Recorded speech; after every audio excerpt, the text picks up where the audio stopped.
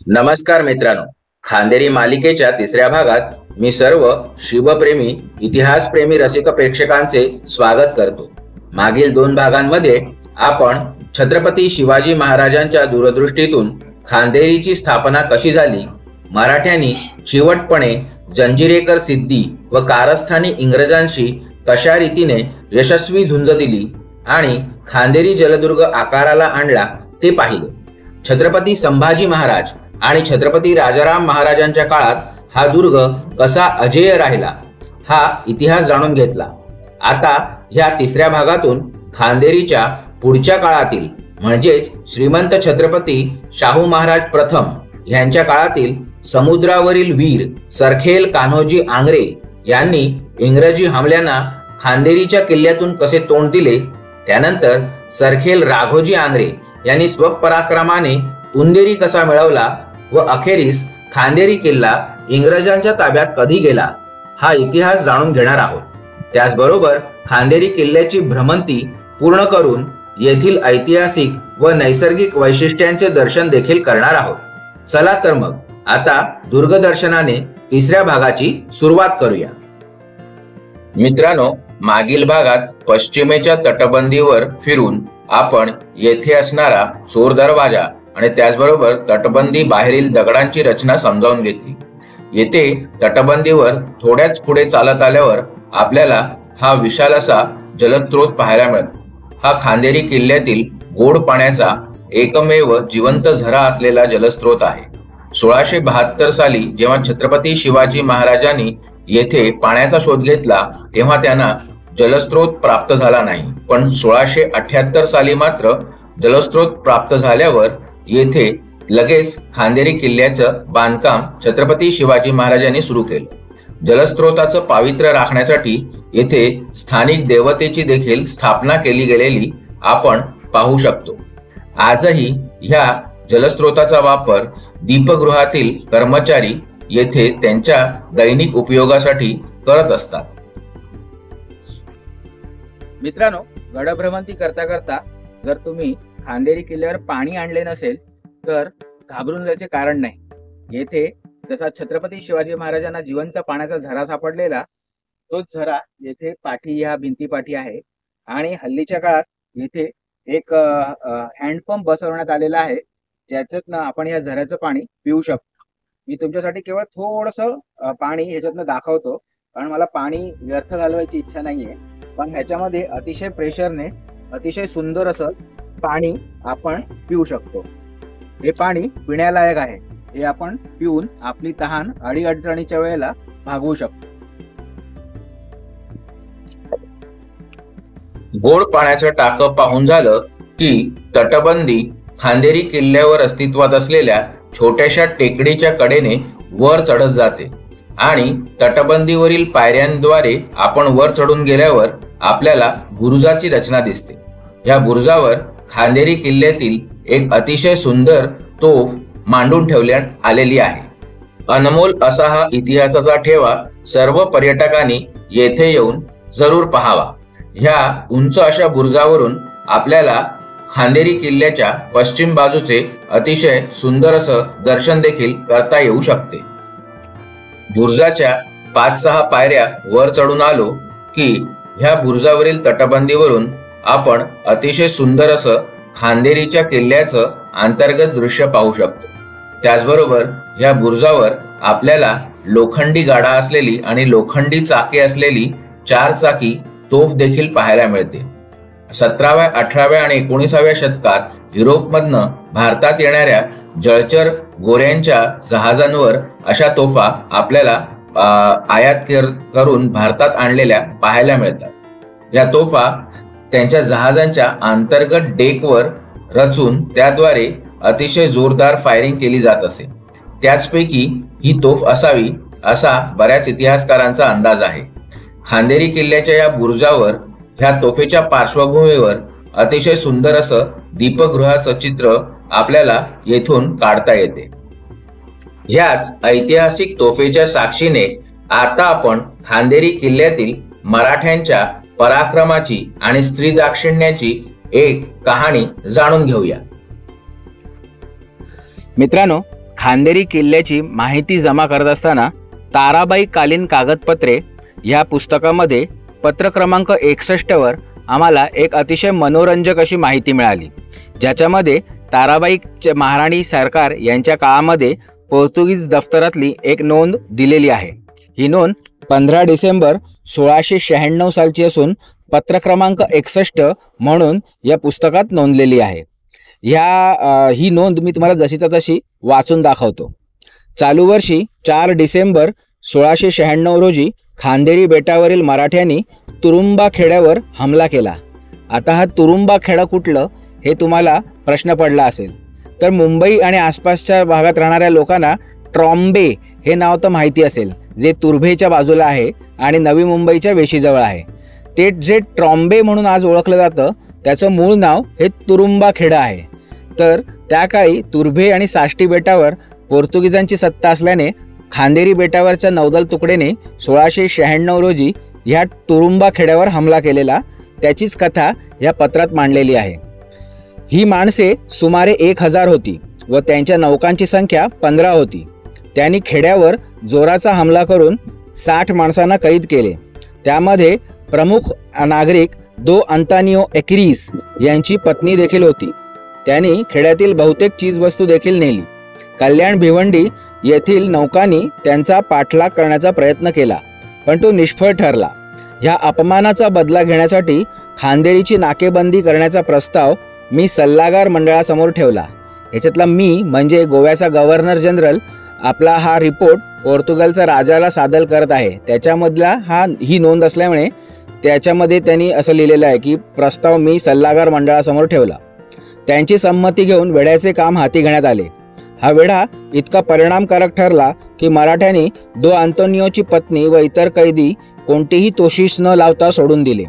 पकडलेली माणसे सोडल्यावर खांदेरीचा वेढा उठवण्यात आला। शत्रूला चांगलीच अद्दल घडवण्याचा माझा विचार होता, पण चौलचा कॅप्टनने वेढा उठवला। शत्रूला परत कुरापती काढायचे धाडस होऊ नये म्हणून कॅप्टनला परत वेढा घालायचा मी हुकूम केला आहे। या कामगिरीच्या यशाची वार्ता लवकरच महाराजांना सादर होईल। पोर्तुगीज व्हाईसरॉयचे लिस्बनला पत्र। याच्यामध्ये पोर्तुगीज व्हाईसरॉय मोठ्या फुशारकीने लिस्बनला कळवत आहे की आम्ही वेढा घातला आणि मराठ्यांनी आमची माणसं सोडून दिल्याने वेढा परत उठवून दिला, पण मुळात मराठ्यांच्या बलदंड अशा जलदुर्गाला एकट्याने वेढा घालून जिंकण्याची पोर्तुगीजांची काही पात्रता नव्हती आणि मराठ्यांनी कदाचित पैसे घेऊन ती माणसं आणि जी स्त्री पकडलेली पोर्तुगीज तिला सोडून दिलेले असावे, कारण कुठल्याही परक्या शत्रूच्या स्त्रीच्या इज्जतीशी खेळण्याचं कधीच मराठ्यांचं धोरण नसायचं। कारण छत्रपती शिवाजी महाराजांची तशी सक्त ताकीद होती आणि छत्रपती शिवाजी महाराजांच्या स्वर्गवासानंतर देखील ही ताकीद कसोशीने मराठा लष्कराकडनं पाळली जायची। त्यामुळे कदाचित ह्या गोऱ्या फिरंगी स्त्रीचा आदरपूर्वक सन्मान करून मराठ्यांनी तिची सुटका केली असावी आणि ह्या एका घटनेचा फायदा घेऊन हा गोव्याचा गव्हर्नर जनरल त्याच्या दूर देशी राहणाऱ्या राजाला फुशारक्या मारून हे पत्र कळवत असावा, असा बराच इतिहास तज्ञांचा अंदाज आहे।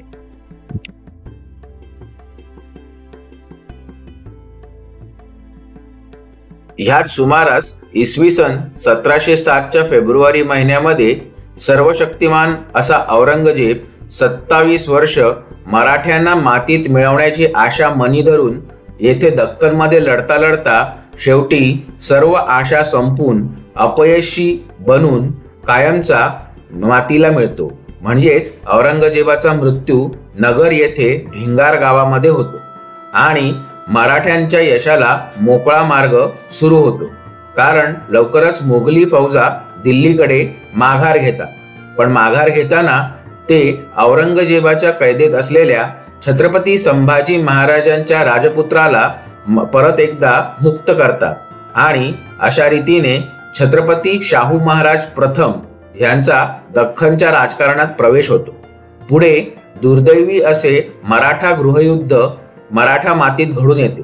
साधारणपणे 1707 ते 1713 ह्या वर्षामध्ये महाराणी ताराबाई आणि श्रीमंत छत्रपती शाहू महाराज प्रथम ह्यांच्यामध्ये गृहकलहाचे युद्ध होते आणि ह्या युद्धामध्ये शेवटी छत्रपती शाहू महाराजांची सरशी होऊन सातारा येथे मराठ्यांचे छत्रसिंहासन पुन्हा एकदा प्रस्थापित केले जाते आणि ताराबाई मात्र कोल्हापूर जिल्ह्यातील पन्हाळा, रांगणा या भागामध्ये माघार घेऊन तेथे छत्रपती शिवाजी महाराजांच्या राजवंशाची दुसरी गादी स्थापन करून कोल्हापूर छत्रपती घराण्याची सुरुवात करतात.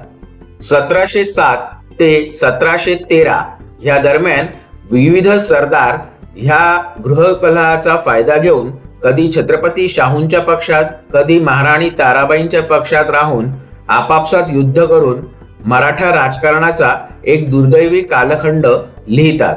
पण कोकणामध्ये मात्र सरखेल कान्होजी आंग्रे ह्या दरबारी राजकारणापासून अलिप्त राहून ज्या ताराबाईंनी त्यांना सरखेल बनवले त्यांच्याशी एकनिष्ठ राहतात.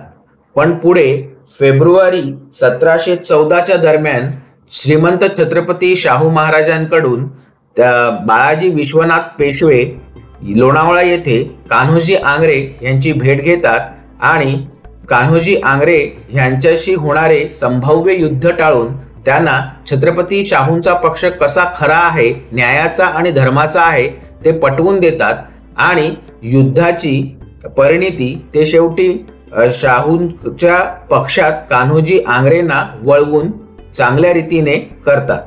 अशा रीतीने शेवटी कान्होजी आंग्रे श्रीमंत छत्रपती शाहू महाराजांचे सरखेल बनतात आणि कोकणची सरसुभेदारी त्यांना वंश परंपरेने बहाल केली जाते. अशा रीतीने सरखेल कान्होजी आंग्रे यांच्या उत्कर्षाची कथा ऐकून आता आपण आपला मोहरा दीपगृहाकडे वळवूया. ह्या खांदेरी किल्ल्याच्या सर्वात उंच टेकडीच्या टोकावर आपल्याला दीपगृह पाहायला मिळते. येथे जायच्या पायऱ्या ह्या पाण्याच्या टाक्याच्या बाजूनेच जातात, त्यामुळे आपण दुसऱ्या बाजूने देखील पाण्याच्या टाक्याची रचना पाहू शकतो. येथे आत तुळशी वृंदावनाची अनोखी रचना केलेली चाणाक्ष प्रेक्षकांनी येवाना हेरली असेल आणि समुद्र आणि समुद्राच्या अंतर्गत भागात असलेल्या या बेटावर असलेले गोड पाणी हे देखील निसर्गाचा चमत्कार येथून आपल्याला अतिशय सुंदर रीतीने अनुभवता येतो. ह्या पायऱ्या आपल्याला काही अंतरावर दीपगृहाकडे घेऊन जातात. साधारण 70 ते 80 पायऱ्यांची रचना येथे केलेली आहे. येथे डोंगराच्या अर्ध्या भागामध्ये आता हल्लीच पर्यटन विभागाने काही पर्यटकांसाठी सावली आणि निवाऱ्याची व्यवस्था केलेली देखील आपल्याला पाहायला मिळते. वर आल्यावर आपल्याला केंद्रीय सरकारच्या अखत्यारीत असलेलं दीपगृह विभागाचं हे दीपगृह येथे अतिशय नेटनेटकं आणि सुव्यवस्थित रीतीने निगा राखलेलं पाहायला मिळतं. येथे आपल्याला त्या दीपगृहाचं अधिकृत नाव देखील ग्रॅनाइटच्या शिळेवर कोरलेलं पाहायला मिळू शकतं. हे आजही मुंबई पोर्ट ट्रस्टच्या अखत्यारीत आहे. हे दीपगृह 1867 साली बांधले गेलेलं होतं. हे अष्टकोनी दगडी टॉवर आहे जो साधारणपणे 75 फुटाच्या उंचीचा येथे बांधण्यात आलेला आहे. ही अतिशय सुंदर अशी ब्रिटिशकालीन रचना नक्कीच आपल्याला पाहता येण्याजोगी आहे. या टॉवरच्या दोन्ही बाजूला ब्रिटिशकालीन घरांची रचना असून त्यात सध्या दीपगृह विभागाच्या कर्मचाऱ्यांच्या निवासाची व्यवस्था आहे. दीपगृहाच्या मुख्यद्वारातनं आत प्रवेश करता क्षणी आपल्याला दीपगृहाची अंतर्गत गोलाकार रचना दिसते आणि ह्या गोलाकार रचनेच्या बाजूने नागमोडी वळणे घेत वर जाणारा जिना देखील पाहायला मिळतो. ह्या जिन्याने आपण दीपगृहाच्या वरील मजल्यांवर जाऊ शकतो. दीपगृहाच्या मधोमध आपल्याला एक हिरवी लोखंडी रचना दिसते ज्यामध्ये असलेल्या रॉडच्या साह्याने कोणी एकेकाळी दीपगृहाच्या वरचा दिवा फिरवला जात असे. आपण वर चढत जाताना आपल्याला विविध मजल्यांची द्वारं देखील येथूनच पाहता येतात, जी सध्या प्रेक्षकांसाठी अवेलेबल नसल्याने कडी कुलपात बंद केलेली आहे. ह्या दीपगृहाच्या दिव्याची यंत्रणा पाहण्यापूर्वी पुन्हा एकदा आपण इतिहासाच्या पाहण्यात डोकावून पाहूया. मराठा दफ्तरातील 8 फेब्रुवारी 1714च्या नोंदीनुसार कान्होजी आंग्रे जेव्हा वंश परंपरेने श्रीमंत छत्रपती शाहू महाराजांचे सरखेल होतात तेव्हा पहिल्या प्रथम छत्रपती शाहू महाराजांकडनं आज्ञापत्र घेऊन ते खांदेरी किल्ल्याचे किल्लेदार बदलतात आणि आपल्या खास ओळखीतले किल्लेदार खांदेरीवर नेमतात. कारण कान्होजी आंग्रे सरखेल हे खांदेरी किल्ल्याचे महत्व पुरते जाणून असतात आणि जो कोणी खांदेरी किल्ल्यावर योग्य नियंत्रण ठेवेल त्याच्या ताब्यात मुंबई बंदराची ताबेदारी राहील हे त्यांना ठाऊक असल्याने ते अतिशय निष्णात आणि अनुभवी समुद्री हालचाली करणारे त्यांचे जे तज्ज्ञ ज्येष्ठ सरदार असतात त्यांची नेमणूक खांदेरी किल्ल्यावर करतात. दुर्दैवाने मराठा दफ्तरात या किल्लेदाराचे नाव मात्र नमूद नाही. पण याच्याच पुढे लवकरच खांदेरीच्या आसपास परत एकदा युद्धाचे ढग जमू लागतात. कारण 26 डिसेंबर 1715 रोजी चार्ल्स बूर्न हा मुंबईचा नवीन गव्हर्नर बनतो. ईस्ट इंडिया कंपनीतर्फे याची नेमणूक मुंबईला होते. या चार्ल्स बूर्नला युद्धाची प्रचंड खुमखुमी असते. हा ब्रिटिश ईस्ट इंडिया कंपनीचे नौदल वाढवतो, सैन्य भरती सुरू करतो, मुंबई शहराभोवती तटबंदी करून मूळचा जो बॉम्बे कॅसल आहे तो विस्तारित करतो. आज आपण मुंबईचा जो फोर्ट भाग म्हणून ओळखतो तो फोर्ट भाग हाच चार्ल्स बूर्न बांधून काढतो. एप्रिल 1718 ह्या वर्षी विजयदुर्ग किल्ल्यावर चार्ल्स बूर्न हमला करतो. पण विजयदुर्ग सारख्या बलदंड किल्ल्यापुढे चार्ल्स बूर्न पुरता अपयशी ठरतो. पण हा बूर्न त्याने हार मानत नाही. संपूर्ण पावसाळा संपेपर्यंत तो वाट पाहतो व परत एकदा मराठ्यांच्या नौदलावर दुसरा हमला करण्याचा बेत आखतो. ह्यावेळेला त्याचे लक्ष असते किल्ले खांदेरी. पोर्तुगीजांकडनं जेव्हा मुंबई इंग्रजांच्या ताब्यात येते तेव्हापासनं इंग्रज ब्रिटिश ईस्ट इंडिया कंपनी खांदेरीचे महत्व जाणून असते. कारण मुंबईची बेटे व मुंबईच्या मुख्य बंदरासाठी खांदेरी बेट इंग्रजांना स्वतःच्या ताब्यात ठेवायचे असते. कारण मुंबई बंदरात होणाऱ्या सर्व नाविक हालचालींवर खांदेरीहून बारीक लक्ष ठेवता येते. ह्याच कारणामुळे चार्ल्स बूर्न देखील खांदेरीवर नियंत्रण प्राप्त करण्यासाठी खांदेरीवर चा मराठा ताबा हटवून ब्रिटिश ईस्ट इंडिया कंपनीचा झेंडा खांदेरीवर लावण्याचे स्वप्न पाहत असतो. 2 नोव्हेंबर 1718 या दिवशी मुंबईच्या ब्रिटिश दप्तरामध्ये आपल्याला पुढील नोंदी सापडतात. चार्ल्स बूर्न हा जो गव्हर्नर असतो तो स्वतः ह्याच दिवशी खांदेरीच्या हमल्याचे नेतृत्व स्वतःकडे घेतो आणि ऑडिसन नावाच्या जहाजावर स्वतः उपस्थित राहून त्याला ध्वजनौका बनवतो. इंग्रजांचे प्रचंड मोठे नाविक दल खांदेरीवरील हमल्यासाठी तयार होते. ॲडिसन ईस्ट इंडिया मेन नावाची ध्वजनौका आणि डॉट माउथ नावाची एक उपध्वजनौका ह्या कामासाठी नियुक्त होते. त्याच्याच बरोबर प्रिन्सेस ॲलिमिया 24 तोफा, ब्रिटानिया 18 तोफा, रिवेज, फ्रेम, हॉक, ईगल ह्या प्रत्येकी 18 तोफा असणाऱ्या गुर्राबा, डिफायन्स नावाची 14 तोफांची युद्धनौका, सॅलमँडर नावाचा अग्निक्षेपक, अँटेलोप नावाची 8 तोफांची छोटी युद्धनौका, ड्रेक, टायगर, फ्लाय, स्विफ्ट अशा 4 शिबाडी ज्यांच्यावर प्रत्येकी 8 तोफा असतात. त्याचबरोबर पिझेल, लेपेड आणि स्क्रेल नावाचे 3 तरांडे ज्याच्यावर 6 तोफा असतात आणि ह्याचखेरीज इतर छोटी 48 गलबते, 2000 ब्रिटिश नौसैनिक, मेजर स्टँडन, कॅप्टन कॉक्सिस हे 2 ऑफिसर असा सगळा सरंजाम घेऊन ब्रिटिश आरमार 2 नोव्हेंबरला लगेचच उंदेरी किल्ल्याजवळ पोहोचते. 3 नोव्हेंबरला बेटाभोवती गस्त घालून इंग्रजी आरमार खांदेरीच्या बेटाचा पूर्ण अंदाज घेते.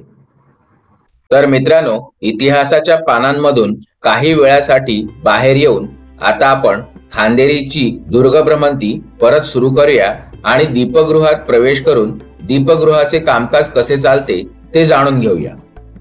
मित्रांनो, आता आपण खांदेरी बेटावर असणाऱ्या या दीपगृहाची थोडीशी ऐतिहासिक आणि शास्त्रीय माहिती जाणून घेऊया. 1852 साली खांदेरी बेटावर एक दीपस्तंभ उभारण्यात आला होता, पण तो मुंबईच्या कुलाबा दीपगृहाशी खूपच साम्य दाखवत असल्यामुळे लगेचच पाडण्यात आला. पुढे 27 ऑक्टोबर 1866 रोजी नवीन दीपगृहाच्या बांधकामाचे काम कंत्राटदार श्री स्वॉन मस्ग्रेव आणि ॲलिसन यांना देण्यात आले. 19 जानेवारी 1867 रोजी तत्कालीन मुंबई प्रांताचे गव्हर्नर सर बार्टल फ्रियर यांच्या हस्ते आताच्या दीपगृहाची मुख्य कोनशिला बसवण्यात आली. पहिल्या क्रमांकाच्या प्रकाश यंत्रणेसह प्रकाश उपकरणं चान्स ब्रदर बर्मिंगहॅम यांनी तयार केली होती आणि ती विल्किन्सन अँड कंपनी लंडन यांच्याद्वारे मुंबईत इम्पोर्ट करून येथे बसवण्यात आली. 1 जून 1867 रोजी तत्कालीन नौदलाचे मुख्य कॅप्टन JW यंग यांच्या हस्ते या दीपगृहाचं उद्घाटन करून प्रकाशाचा झोत समुद्राच्या दिशेने प्रथमतः सोडण्यात आला. खांदेरीच्या दीपगृहाचा दगडी मनोरा अष्टकोनी स्वरूपात बांधून काढण्यात आलेला आहे. हा दगडी मनोरा 17 मीटर उंच असून याची समुद्र सपाटीपासूनची उंची 47 मीटर इतकी आहे. खांदेरी किल्ल्यावर असलेल्या टेकडीच्या टोकाकडे हा मनोरा बांधून काढण्यात आलेला आहे. ह्या दीपगृहातनं ऑप्टिकल उपकरणाद्वारे प्रकाश झोत समुद्रात सोडून नौकांना मार्गदर्शन केले जाते. लाईट हाऊसचा मार्गदर्शक दिव्याचा प्रकाश झोताचे कोन क्षितिज रेषेवर 4.48 डिग्री आणि व्हर्टिकल म्हणजेच उभ्या रेषेवर 3.26 डिग्री या कोनातून विचलन केले जातं. मुख्य दिव्याचे ड्युरेशन ऑफ फ्लॅश 3 सेकंदांनी केले जाते. प्रत्येक लाईट हाऊसच्या अशा प्रकाश झोताचा चार्ट जुन्या काळी जहाजांवर असायचा. कॅप्टन केबिन मधील उपकरणाच्या साहाय्याने हा प्रकाशाचा कोन मोजून आणि फ्लॅश लाईटचा वेळ मोजून जाणून घेतलं जायचं की जहाज कुठल्या लाईट हाऊसच्या जवळ पोहोचले आहे. ह्याच द्वारे जुन्या काळामध्ये जहाज कुठे आहे याचा नक्की पत्ता कॅप्टनला समजून तो योग्य दिशेने जहाज हाकारू शके. आपत्कालीन परिस्थिती मॉन्सूनच्या वादळांमध्ये ही बाब समजून येण्यासाठी मुख्य लाईट 50.03 हॉरिझॉन्टल आणि 4.59 व्हर्टिकल ह्या कोनांमधून प्रकाशित केला जातो, जेणेकरून या भागामधील वादळ वाऱ्याची परिस्थिती खुल्या समुद्रात फिरणाऱ्या जहाजांना समजून यावी. याचबरोबर ह्या दिवा सतत प्रकाशित राहावा याच्यासाठी 74 किलोवॉटचे 16 आणि 200 किलोवॅटचे 12 सोलर पॅनल खांदेरीच्या बेटावर लावण्यात आले आहे, ज्याच्यातनं ह्या लाईट हाऊसला सतत ऊर्जा प्राप्त होत राहते. सोलर पॅनल फेल झाल्यास 3 स्टँड बाय डिझेल जनरेटर देखील येथे स्थापन करण्यात आलेले आहेत, ज्यापैकी एक जनरेटर 20 हॉर्स पॉवरचा असून दुसरे 2 जनरेटर 8 हॉर्स पॉवरचे आहेत.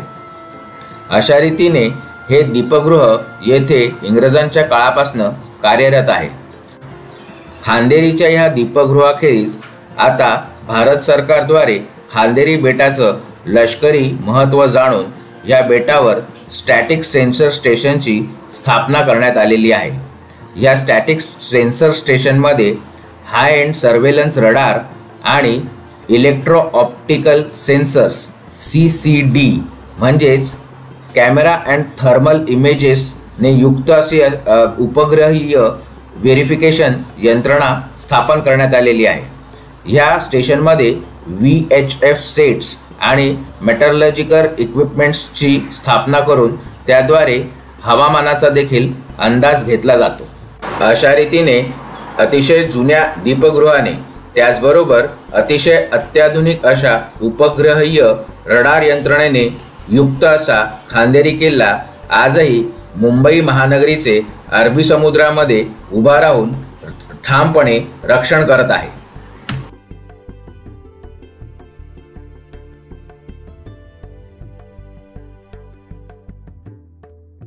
4 नोव्हेंबर 1718 या दिवशीच्या पहाटे 4 वाजता किल्ल्याच्या दक्षिण दिशेने ब्रिटिश ईस्ट इंडिया कंपनीचे हे नौदल 4 तास बेफाम तोफांचा भडीमार सुरू करते.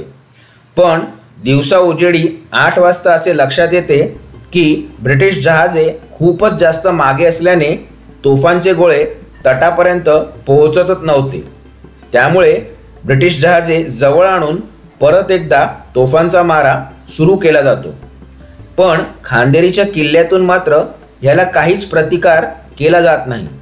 अवघ्या 3 तोफा अधनमधनं ह्या प्रचंड भडीमाराला प्रत्युत्तर देत होत्या. दुपारी 2 वाजताच्या नोंदीनुसार असं दिसून येते की खांदेरीतून 2 मोठी गुराबे कुलाबा किल्ल्याकडे निघाली.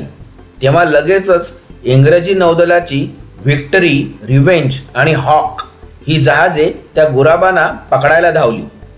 पण मराठ्यांनी खांदेरी किल्ल्यातून अजून 14 छोटी गलबते मदतीसाठी पाठवली. मराठा जहाजे वाऱ्याची दिशा व वल्ह्यांच्या सहाय्याने झपाट्याने वेग पकडू शकत, पण अवजड इंग्रजी जहाजांना वल्ही नसत. त्यामुळे नुसता वाऱ्याच्या सहाय्याने शिडात वारा भरून वेग पकडायला वेळ लागत असे. त्यामुळे मराठा जहाजे झटपट निसटून गेली.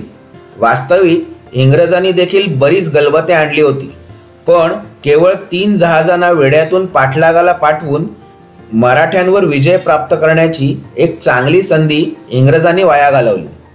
त्याच दिवशी संध्याकाळपासनं ते अखंड रात्रभर खांदेरीवर तोफांचा प्रचंड भडीमार केला गेला. ह्याच रात्री तोफांच्या भडीमार करताना काहीतरी चूक झाली आणि एका जहाजाच्या तोफेच्या नळीत गोळा फुटून गोलंदाज म्यूल आणि 4 नौसैनिक जबर जखमी झाले, अशी नोंद देखील इंग्रजांच्या दफ्तरात आपल्याला सापडते. अशा रीतीने वेढ्याचा 3रा दिवस म्हणजेच 5 नोव्हेंबर 1718 उजाडतो. पूर्व दिशेने ह्या दिवशी ब्रिटिश ईस्ट इंडिया कंपनीचे 300 सैनिक हमला करतील. हे सर्व नौसैनिक नौसेनेच्या व्हिक्टोरिया आणि रिव्हेंज जहाजातील असतील. त्याचबरोबर पश्चिम दिशेने 560 सैनिक कॅप्टन जॉन मिल्सच्या नेतृत्वाखाली हमला करतील आणि ह्याच वेळेला मॅन्युअल डी कास्त्रो हा 6 गलबते घेऊन किनारा ते खांदेरीच्या मध्ये नाकाबंदी करेल असा बेट ठरला. 5 तारखेच्या सकाळी पूर्व बाजूचे 300 सैनिक खांदेरी बेटावर उतरले. त्यांच्यावर किल्ल्यातून बंदुकांचा धुव्वाधार मारा होतो. जवळ पोचलेल्यांवर दगडगोट्यांचा वर्षाव करून ब्रिटिश ईस्ट इंडिया कंपनीचा हा हमला उधळण्यात येतो. हे बघून पश्चिमेच्या बाजूने येणारे सैनिक घाबरून हमला करायला उतरतच नाही आणि ईस्ट इंडिया कंपनीच्या या हमलेचा पुरता फज्जा उडतो. याच दरम्यान पूर्वेला सैनिकांना किल्ल्याजवळ नेण्यासाठी इंग्रज जहाजे किल्ल्याजवळ आलेली असताना 2 दिवस जे मराठे किल्ल्यातनं गोळीबार करत नाहीत ते अचानकपणे आपल्या तोफांना बत्ती देतात. पूर्वेच्या तटावर असणाऱ्या 12 तोफांची सरबत्ती अचानक सुरू होते आणि मराठा भडीमारामुळे इंग्रजांचे प्रचंड नुकसान होते. 2 दिवस मराठ्यांनी अजिबात तोफांचा मारा केला नसतो. त्यामुळे इंग्रज स्वतःची अशी कल्पना करून घेतात की खांदेरी किल्ल्यामध्ये दारुगोळा संपला असावा, त्यामुळे मराठा मारा करत नाही. पण चतुर मराठे मात्र इंग्रजांना अशीच काहीशी समजूत करण्यास भाग पाडतात आणि प्रथमतः मारा करत नाही. आणि गाफील होऊन जेव्हा इंग्रजी जहाजे खांदेरी किल्ल्याच्या खूप जवळ येतात तेव्हा प्रचंड मारा करून चांगल्याच रीतीने इंग्रजांचे प्रचंड नुकसान घडवून आणतात. 6 नोव्हेंबरचा दिवस उजाडतो. हा दिवस इंग्रज खांदेरीची नुसती घेराबंदी सुरू ठेवून असतात, पण 5 नोव्हेंबरच्या अपयशाने खचून जाऊन ते खांदेरीच्या दिशेने जमिनीवरून हमला मात्र करत नाही. 7 नोव्हेंबर या दिवशीच्या सकाळी इंग्रज नौदल उसने अवसान गोळा करून परत एकदा खांदेरीच्या भोवती घेराबंदी घट्ट करण्याचा प्रयत्न करतात. तर मित्रांनो, अशा रीतीने खांदेरीवर घडलेल्या इंग्रज मराठा युद्धाची ही चित्तथरारक कहाणी ऐकता ऐकता आता आपण तटबंदीवरून दुर्गदर्शन करता करता खांदेरी किल्ल्याच्या दक्षिण दिशेस येऊन पोहोचलो आहोत. दक्षिण दिशेच्या या तटबंदीवर अतिशय दाट झाडी माजल्याने तटबंदीची दुरावस्था झालेली आपण पाहू शकतो. खांदेरीवर येणाऱ्या पर्यटकांपैकी 95% पर्यटक ह्या भागात फिरकत देखील नाही. त्यामुळे येथे प्रचंड रान माजलेले आहे. पण सह्याद्री नेचर ट्रेल्सच्या इतिहासप्रेमी रसिक प्रेक्षकांसाठी आम्ही खास ह्या तटबंदीचे दर्शन तुम्हाला घडवत आहोत. तटबंदीवरून फिरताना आपल्याला येथून अरबी समुद्राचे अतिशय सुंदर दृश्य पाहायला मिळते. त्याचबरोबर तटबंदीच्या बाहेर ओतलेली दगडांची रास देखील आपण येथून पाहू शकतो. आतील बाजूला पाहिले असता ह्या भागात खांदेरीवर अतिशय दाट झाडीचे साम्राज्य सध्या वाढलेले आपल्याला पाहायला मिळते आणि त्यातली बरीच झाडे पावसाळ्यात वादळ वाऱ्यात तटबंदीवर पडून तटबंदीवरून फिरण्याचा मार्ग येथे बराचसा असुरक्षित झालेला आहे. त्यामुळे मी विनंती करीन ह्या भागातनं फिरताना अतिशय काळजीपूर्वक येथून फिरावे, कारण झाडं पडल्यामुळे बऱ्याच ठिकाणी तटबंदीच्या फांजीवरचा मार्ग अडवला गेलेला आहे. पण तरी सुद्धा येथे आपल्याला खांदेरीच्या तटबंदीची अजूनही बळकट असलेली तटबंदी अवश्यपणे नीटपणे चांगल्या रीतीने पाहता येते. दक्षिणेकडून दक्षिण पूर्व दिशेला येताना आपल्याला ह्या तटबंदीवर असलेल्या बुर्जांमध्ये आधुनिक काळात बांधलेले लोखंडाचे टॉवर देखील पाहायला मिळतात. ह्या लोखंडी टॉवर्सचे नक्की प्रयोजन काय आहे हे मात्र मी माहितीच्या अभावामुळे सांगू शकत नाही. हे टॉवर बुर्जावरील रुंद जागा पाहून अतिशय योग्य ठिकाणी बांधलेले आहेत, जेणेकरून सागराचे दूरवर निरीक्षण करता यावे. किल्ल्याच्या याच भागात तटबंदीच्या आतील भागामध्ये आपण दाट झाडीमध्ये लपलेलं एक छोटस घर पाहू शकतो, ज्याच्या सभोवती बरेचसे भगवे झेंडे लावण्यात आलेले आहेत. हे खांदेरी किल्ल्यावरील अतिशय उग्र देवता म्हणजेच आग्या वेताळ, ज्याला मसणवटीचा मालक असं समजले जाते, त्या आग्या वेताळाचं हे ठाण आहे. अतिशय उग्र देवता असल्याने हे आजही एकांतात असलेलं आपण पाहू शकतो. या आग्या वेताळाच्या ठाण्याजवळ आपल्याला एक जुनं पाण्याचं टाकं देखील पाहता येतं. सहसा पर्यटक ह्या भागात कधीच फिरत नाहीत. खांदेरी किल्ल्यावर आग्या वेताळाचं असं काही ठाणं आहे हे देखील बहुतेक प्रेक्षकांना येथे माहीत नसेल. ह्या आग्या वेताळाचे दुरूनच दर्शन करून आम्ही खांदेरी किल्ल्याची गडभ्रमंती पुढे सुरू ठेवली. येथून काही अंतर चालल्यावर झाडीचे प्रमाण कमी होत जाते आणि आपण किल्ल्याच्या पूर्व दिशेपाशी येऊन पोहोचतो. येथून पुढची गडभ्रमंती करण्याआधी पुन्हा एकदा आपण इंग्रज मराठा यांच्यात घडलेल्या खांदेरीच्या जलयुद्धाकडे वळूया आणि इतिहासाच्या पानात डोकावून पाहूया. याच दिवशी major Stanton, captain Coxis, navigator Gideon Russell हे ब्रिटिश ईस्ट इंडिया कंपनीचे अधिकारी व काही सैनिक परत एकदा खांदेरीच्या बेटावर हमला करण्यास तयार होतात. यावेळेला British officer manual D castor याच्या नाकाबंदीची जहाजे अतिशय वेगवान आलेल्या भरतीमुळे खांदेरीच्या बेटाजवळून किनाऱ्याकडे लोटली जातात आणि थळच्या किनाऱ्यावर असलेल्या पोटामधील मराठ्यांच्या लांब पल्ल्याच्या तोफांच्या माऱ्यात फसतात. ह्या तुफान गोळीबारामध्ये मराठे इंग्रजांच्या जहाजांचे प्रचंड नुकसान करतात आणि जवळजवळ 50 ते 60 इंग्रजांना ठार मारतात. याच दरम्यान उरलेली इंग्रजी फौज मात्र खांदेरी बेटाच्या किनाऱ्याजवळ येऊन पोहोचते. तेव्हा अचानकपणे खांदेरी किल्ल्यातून परत एकदा बंदुकींचा आणि गोफणीतनं मारलेल्या दगडांचा तुफानी मारा सुरू होतो. यामध्ये गिडियन रसल हा जबर जखमी होतो. त्याचबरोबर ह्याच हल्ल्यादरम्यान कॅप्टन जॉन स्टटन हा किल्ल्याच्या दरवाजाजवळ पोहोचतो आणि दरवाजावरील कुलपावर गोळ्या झाडतो. पण कुलपावर गोळ्या आदळून रिबाउन्स होऊन त्याच्याच नाकावर जाऊन फुटतात आणि अतिशय दुर्दैवी रीतीने हा कॅप्टन जबर जखमी होतो. शेवटी बरेच सैनिक जखमी झाले हे बघून उरलेले हे ब्रिटिश ईस्ट इंडिया कंपनीचे छोटेसे दळ माघारी घेते. 3 ते 4 हजार फौजेने आक्रमण केले तरी जिंकण्यास अशक्य असणाऱ्या खांदेरीवर केवळ चिमूटभर 300 इंग्रज जखमी हमला करून जिंकायची स्वप्न बघत असतात आणि जे व्हायचे तेच होऊन शेवटी ते अपयशी माघार घेतात. 8 नोव्हेंबर ते 14 नोव्हेंबर या दरम्यान गव्हर्नर बून उगाचच किल्ल्यावर गोळीबार करत असतो, पण तो फुकट जातो. कारण तोफांचे गोळे क्वचितच किल्ल्यात पोहोचतात. कारण किल्ल्यामध्ये मोठ्या अवजड लांब पल्ल्याच्या तोफा असतात. त्यांच्या माऱ्याबाहेर जहाजे दूरवर उभी असतात. ती जवळ नेली की किल्ल्यातील तोफांमुळे जहाजांनाच धोका निर्माण होत असतो. त्यामुळे जहाजातनं केलेल्या छोट्या पल्ल्याच्या तोफांच्या माऱ्याला फारसा अर्थ उरत नाही. याच दरम्यान पुढे 20 नोव्हेंबर ते 24 नोव्हेंबर 1718 दरम्यान या हमल्याची वार्ता मराठा राज्यात सर्वत्र पसरून आंग्र्यांचे आरमार सुवर्णदुर्ग आणि विजयदुर्गकडनं खांदेरीच्या बचावासाठी दाखल होते.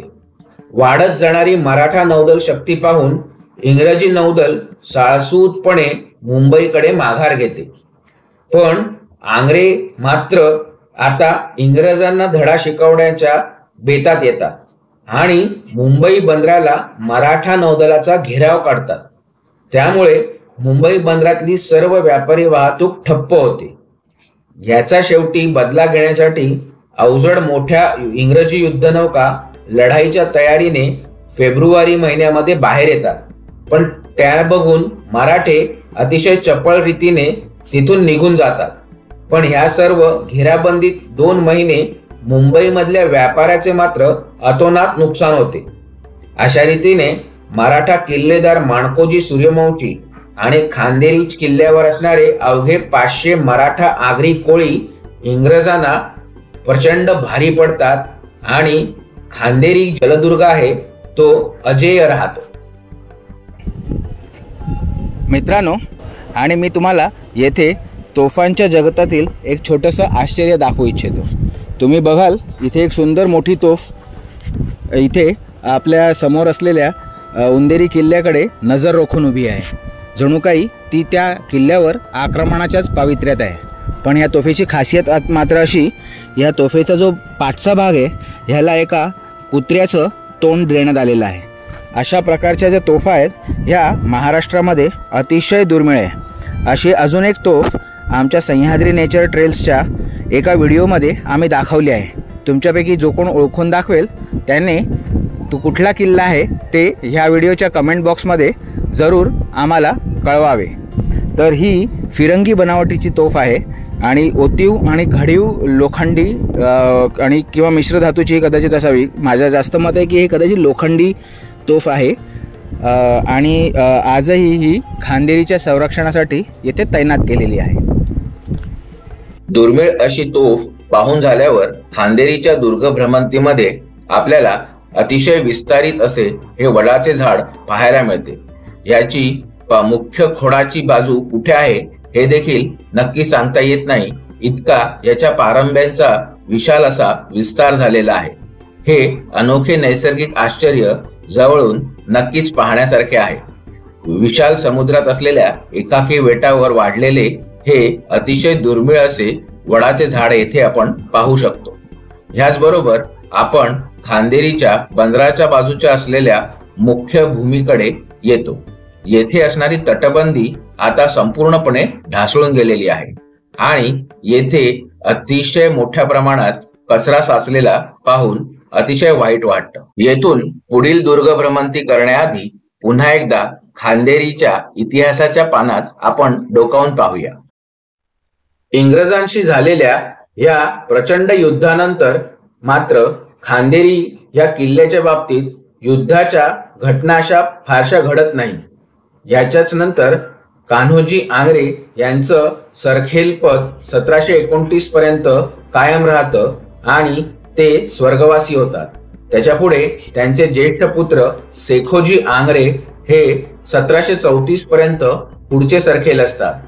याच्याच नंतर आंग्रे कुटुंबामध्ये दुर्दैवाने गृहकलह होऊन संभाजी आंग्रे हे सुवर्णदुर्गापासून दक्षिण कोकणाचे तर मानाजी आंग्रे हे सुवर्णदुर्गापासून उत्तरेकडे उत्तर कोकणचे सरखेल बनतात आणि मानाजी आंग्रेंच्या ताब्यामध्ये खांदेरी राहतो। याच्याच पुढे खांदेरी किल्ल्याच्या बाजूला असलेल्या उंदेरी आणि थळच्या भागामध्ये सिद्धीचे वर्चस्व असल्याने येथे बऱ्याच लढाया होतात।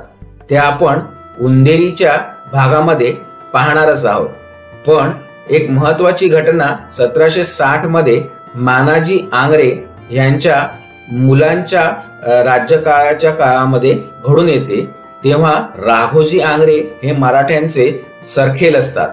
ह्याच काळामध्ये 1760 साली उंदेरीचा किल्ला देखील मराठे जिंकून घेतात आणि ह्या संपूर्ण भागावर मराठ्यांचे पूर्ण स्वामित्व प्रस्थापित होते।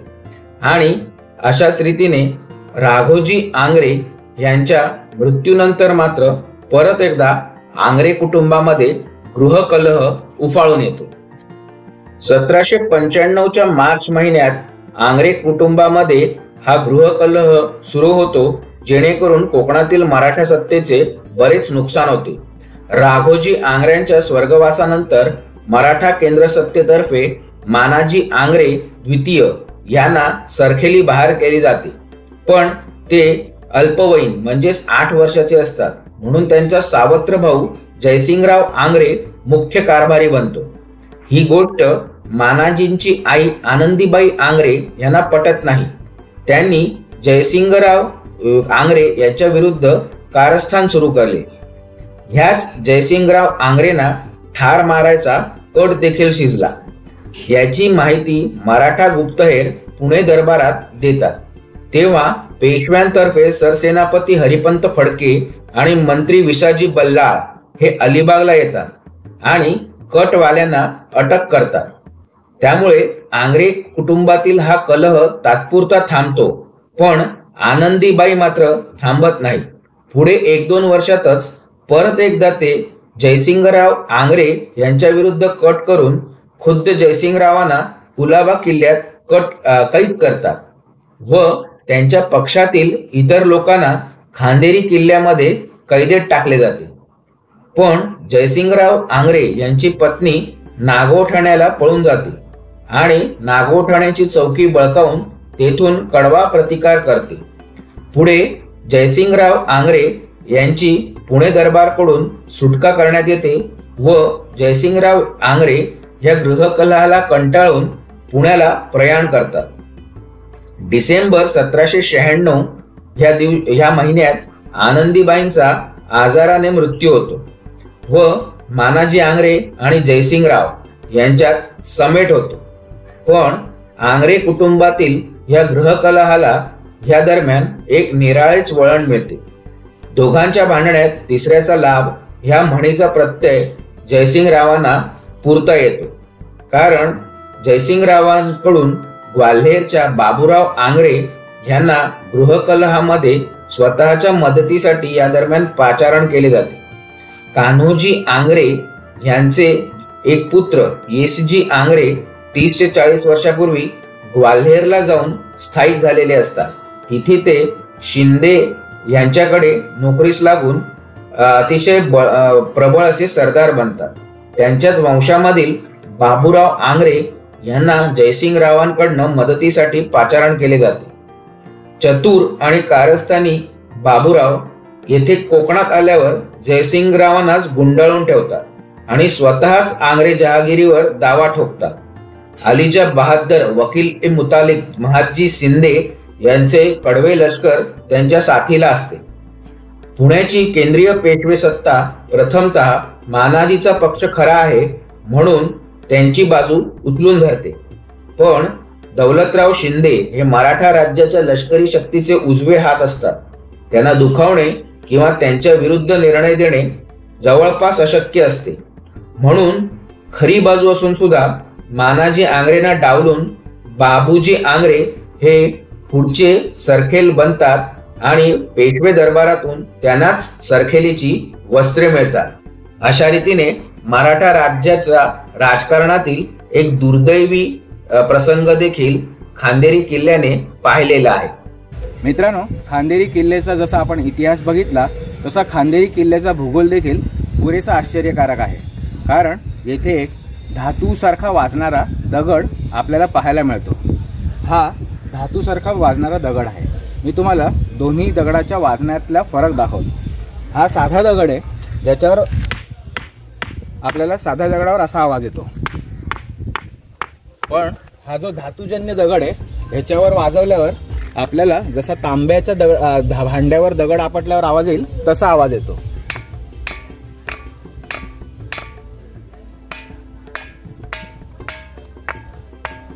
पण ह्या सर्वच भागात मध्ये तसा आवाज नाही येत। याची तीव्रता सगळीकडे वेगवेगळी आहे। ह्या दोन भागामध्ये सगळ्यात जास्त हा धातूसारखा आवाज येतो। जेव्हा तुम्ही खांदेरीवर याल तेव्हा ह्या दगडाची मजा जरूर अनुभवा।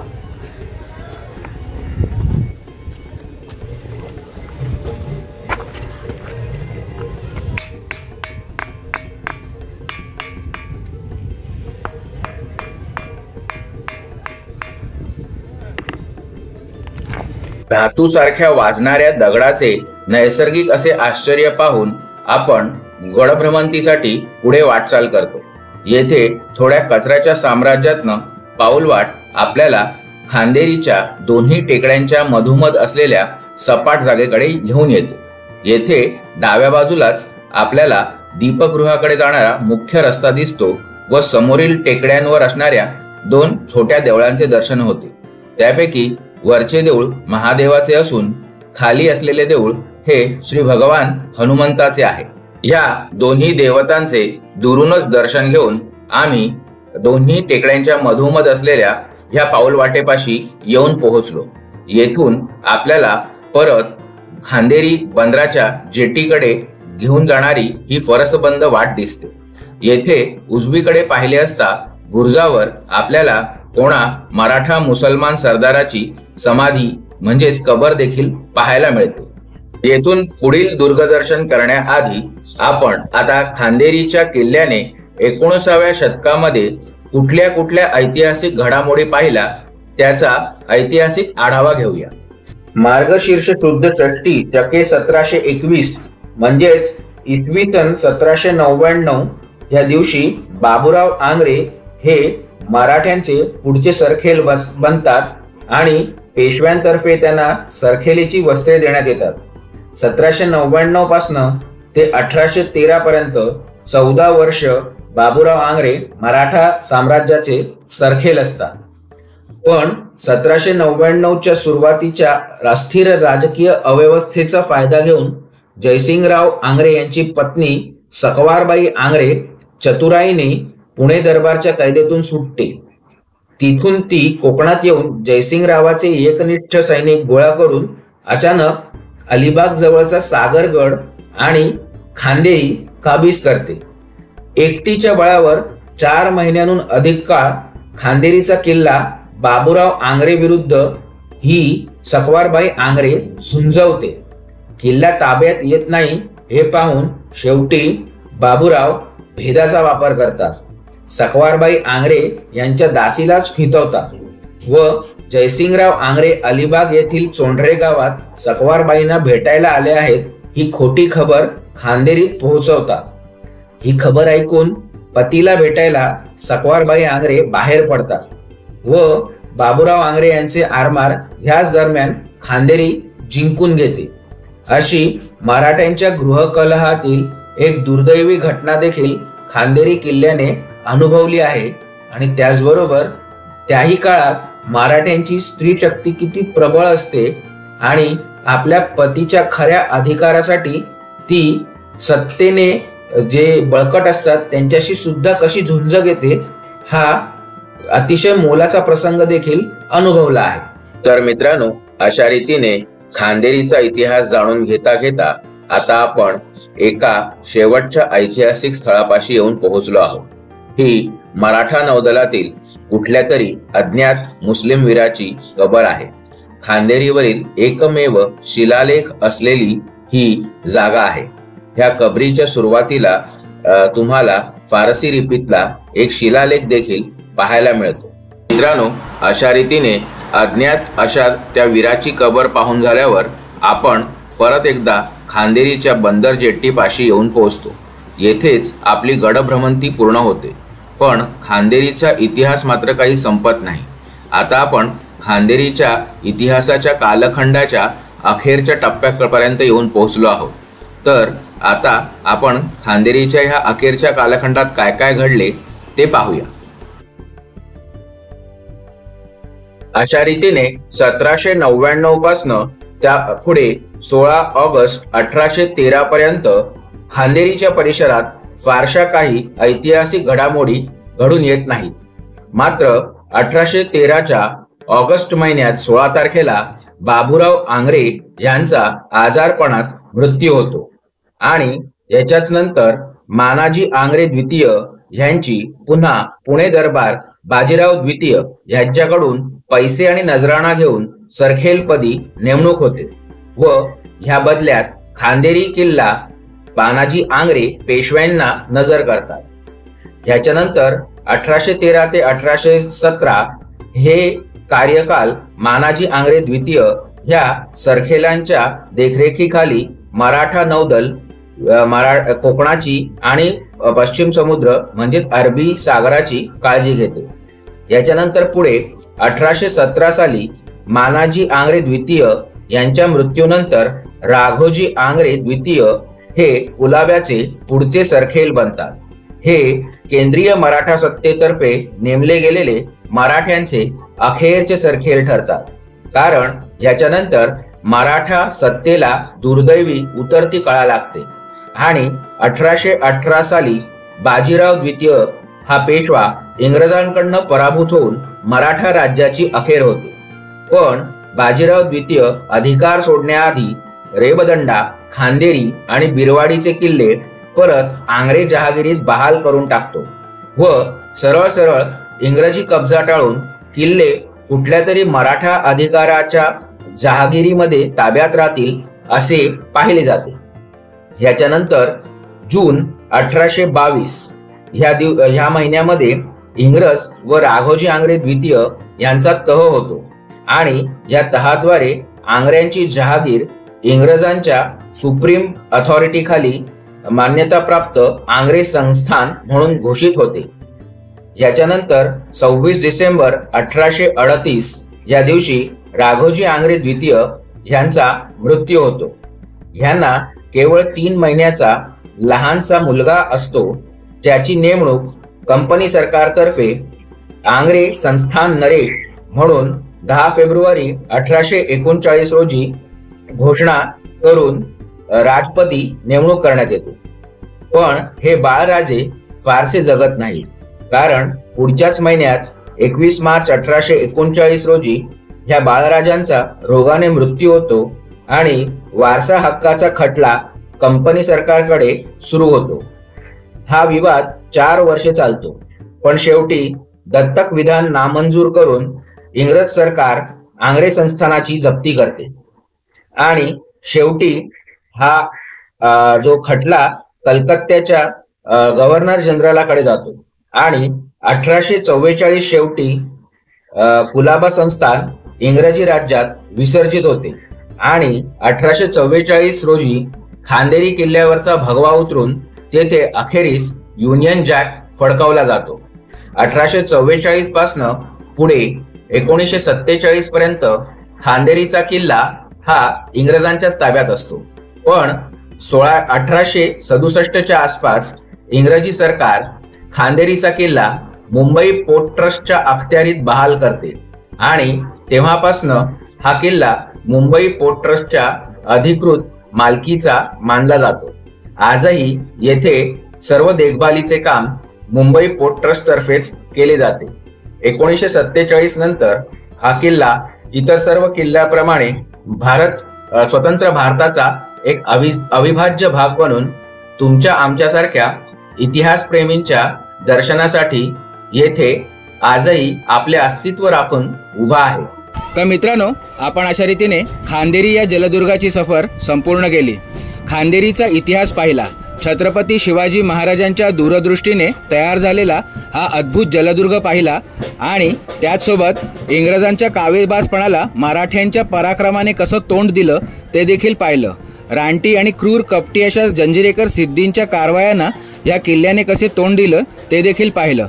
अतिशय बलाढ्य अशा इंग्रजी नौदलाच्या 2 हमल्यांना पचवून देखील हा जलदुर्ग अजेय राहिला।